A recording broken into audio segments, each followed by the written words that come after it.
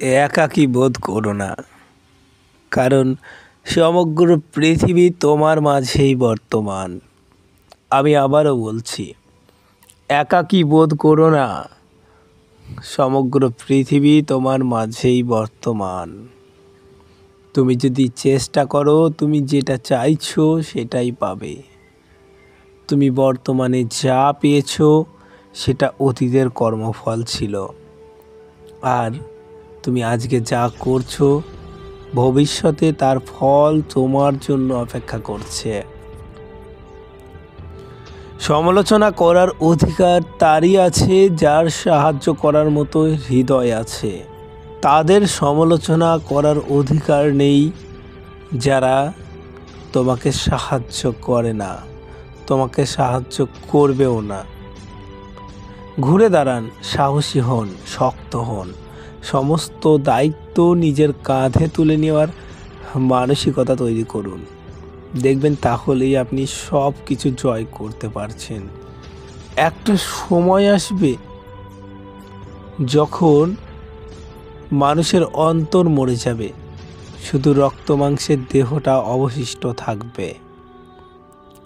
পরিশ্রম না করলে ভিক্ষাও জোটে না। তাহলে পরিশ্রম ছাড়া কি সফলতা পাওয়া সম্ভব? কখনোই সম্ভব নয়। আমরা বেশিরভাগ মানুষ শুধু পরিকল্পনা করে চলি, কাজ করি না। তার জন্যই হয়তো আমরা সফলতা পাই না।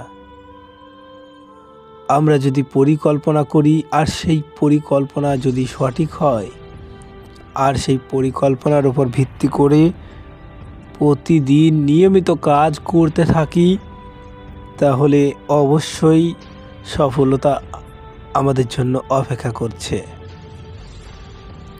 জীবনে এমন কিছু করো যাতে আজকে যে তোমার ফোন রিসিভ করছে না, সে যেন তোমাকে গুগলে সার্চ করে।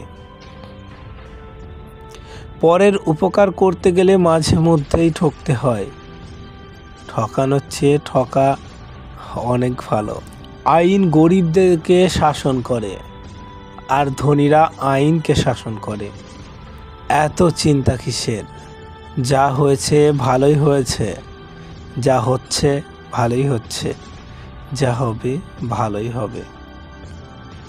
সন্তানের জন্য সম্পদ জড়ো না করে সন্তানকে সম্পদ গড়ে তুলুন। সম্পদ হিসাবে সন্তানকে গড়ে তুললে আপনার আর কিছুই করতে হবে না। আত্মসম্মানে আঘাত লাগলে সরল মানুষটাও একটা সময় ঘুরে দাঁড়াতে শিখে যায়। নিশ্চয় তোমাদের মধ্যে সর্বশ্রেষ্ঠ ওই ব্যক্তি যে তোমাদের মধ্যে সর্বোত্তম আচরণের অধিকারী। নির্দিষ্ট একটা সময়ে এসে বুঝতে পারবেন, মৃত্যু ব্যতীত আর কেউ আপনার অপেক্ষায় নেই। জীবনে দুটি অভ্যাস গড়ে তুলুন: অন্যকে সাহায্য করা আর কারোর ক্ষতি না করা।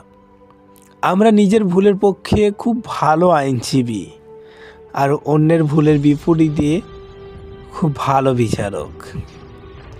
জগৎটাই চলছে মিথ্যার উপরে। সত্যি কথা এখন শুধু পাগলরা বলে।